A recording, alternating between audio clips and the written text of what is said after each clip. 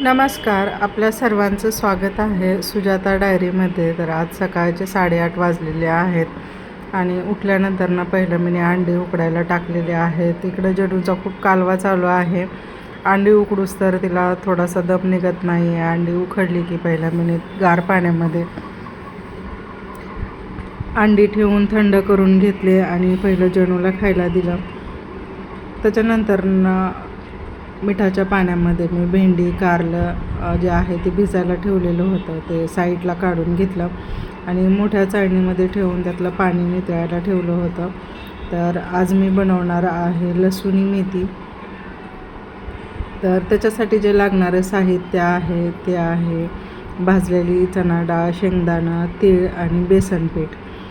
त्याच्यानंतरनं 2 कांदे बारीक कट करून घेतलेले आहेत, टमाटर, लसूण, हिरवी मिरची आणि काश्मीरी मिरची. तर टमाटर देखील कट करून घेतलं आणि लसूणी मेथी म्हटलं की त्याच्यामध्ये लसूणचा प्रमाण आहे तो थोडासा जास्त असो. तर ही एक पेंडी होती आणि तिला मी स्वच्छ अशी करून घेतली, बारीक कट केली, धुवून घेतली आणि भाजीमधलं सगळं पाणी निथळायला ठेवलं होतं. तोपर्यंत शेंगदाणे भाजायला घेतले. शेंगदाणे चांगले असे भाजून घेतले. चणा डाळ होती ती भाजलेली होती त्याच्यामुळे जास्त भाजली नाही, थोडासा कलर चेंज झाला की काढून घेतले. तीळ देखील थोडेसेच भाजले आणि बेसन पीठ आहे ते भाजून घेतलं. तर आता आपण मिक्सरच्या भांड्यामध्ये आहे ते तीळ, शेंगदाणे आणि चणा डाळ यांची पेस्ट करून घ्यायची. तर बेसन पीठ साईडला काढून घेतलं. त्याच्यानंतर कढईमध्ये 2 पळी तेल घातलं, त्याच्यामध्ये लसूण आणि हिरवी मिरची घातली. तर लसूणचा कलर चेंज होईपर्यंत परतून घेतला. त्याच्यात मेथी घातली आणि मेथी देखील चांगली परतून घेतली. तर मेथीमध्ये थोडंसं मीठ घातलं कारण भाज्यांमध्ये आपण सुरुवातीला मीठ घातलं तर प्रत्येक भाजीला पाणी सुटतं. तर ह्याच पाण्यामध्ये मेथी आपली 50% शिजून निघते. तर मेथीला चांगलं असं फ्राय करून घेतलं आणि पाणी आटेपर्यंत मेथी शिजवून घेतली. तर भाजीमधलं सगळं पाणी आटलेलं आहे. तर मेथी मी एका प्लेटमध्ये साईडला काढून घेते.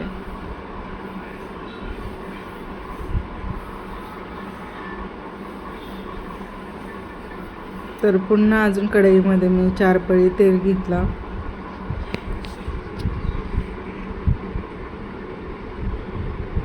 तेल गरम झालं की त्याच्यामध्ये लसूण आणि काश्मीरी लाल मिरची होती ती घालून लसूण चांगला लालसर होईपर्यंत परतून घेतला.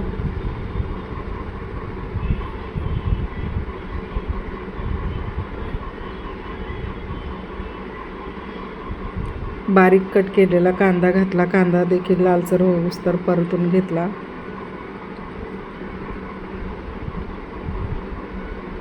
आणि जी पेस्ट केलेली होती ती पेस्ट घालून घेतली. पेस्ट चांगली मिक्स करून घेतली. त्याच भांड्यामध्ये थोडंसं पाणी घातलं आणि पेस्टमध्ये पाणी घालून घेतलं, एकजीव केलं आणि पेस्टमधून तेल साईडला येईपर्यंत मिक्स करून घ्यायचे.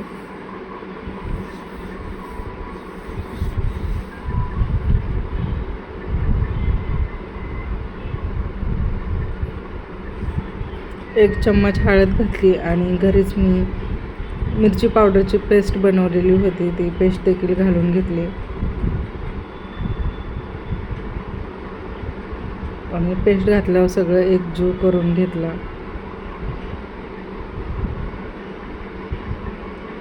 आता घातले मी टमाटर. तर टमाटर मिक्स केलं आणि टमाटर शिजण्यासाठी आहे ते थोडंसं पाणी घालून घेतलं. तर ह्या पेस्टला चांगली अशी उकळी फुटली आणि उकळी फुटत असताना त्याचे जे शितोडे आहेत ते थोडेसे बाहेर पडत होते. त्याच्यामुळे मी त्याच्यावर आहे तर एक ताट झाकून ठेवलं. तर 5 मिनटं ताट झाकलं होतं, ते काढलं आणि पुन्हा सगळं मिक्स केलं. टमाटर देखील चांगले शिजले होते. तर आता ह्याच्यामध्ये आहे ती मेथी घालून घेतली.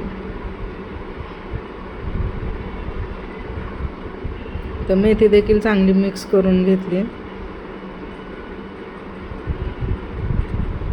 तर आत्ता भाजी शिजण्यासाठी आपल्याला जेवढी ग्रेव्ही ठेवायची आहे तेवढं पाणी घालून घ्यायचं.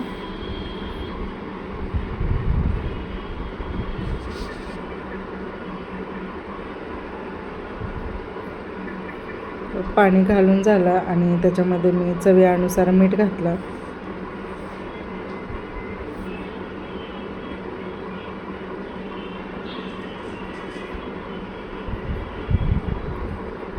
भाजी मिक्स केली आणि जे बेसन पीठ होतं ते वरून बेसन पीठ घातलं. तर भाजलेलं बेसन पीठ होतं त्याच्यामुळे त्याच्या गाठी बनत नाही. तर हे बेसन पीठ एकदम एकजीव करून घेतलं. तर भाजीमध्ये चांगलं बेसन पीठ मिक्स झालं. त्याच्यानंतर कढईवर ताट ठेवून 10 मिनटासाठी भाजी शिजण्यासाठी ठेवली. तर भाजी चांगली अशी शिजलेली होती. तर त्याला आता वरून आपल्याला फोडणी द्यायची. तर पळीमध्ये मी थोडंसं तेल घेतलं. तेल गरम झाल्यावर त्याच्यात जिरी घातली आणि बारीक कट केलेला लसूण घातला.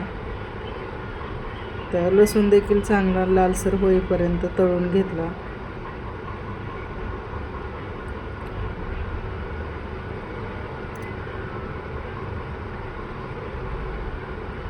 लसूण लालसर झाला त्याच्यात थोडंसं हिंग घातलं आणि भाजीला कडक अशी फोडणी दिली.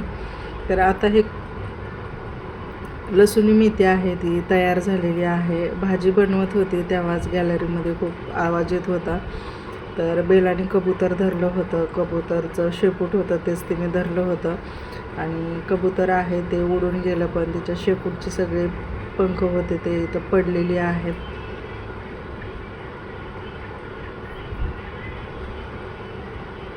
तर माझी लसूणी मेथी आहे ती तयार झालेली आहे. त्याच्यानंतर 5-6 चपात्या करून घेते कारण मुलाला भूक लागलेली होती. तर गरम गरम अशा मी चपात्या बनवल्या आणि इथेच किचनमध्ये त्याला जेवण दिलं. तर लसूणी मेथी आहे तर त्याला खूप आवडली, खूप छान अशी झालेली आहे असं त्याने मला सांगितलं. तर तुम्हाला माझी आजची लसूणी मेथी ही रेसिपी कशी वाटली नक्की कमेंटमध्ये सांगा. आपण नवीन असाल तर माझ्या चॅनलला लाईक करा, सबस्क्राईब करा, बेल आयकन बटन प्रेस करा. तर आपण पुन्हा भेटूया माझ्या एका नवीन ब्लॉगमध्ये. तोपर्यंत आपल्या सर्वांना मनापासून थँक्यू. बाय.